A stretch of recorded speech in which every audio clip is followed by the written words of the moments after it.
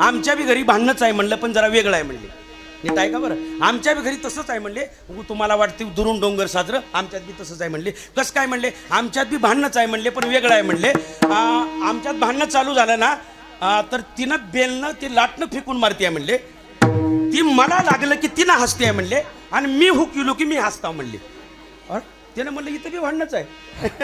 नाही का महाराज? पण वेगळ्या पद्धतीचं भांडणं. काय करावं? एकानं तर कोर्टात गेलं ते लाटणं घेऊन. काही करा म्हणला डॉक्टर त्या जजला, हे लाटणं जप्त करा म्हणला.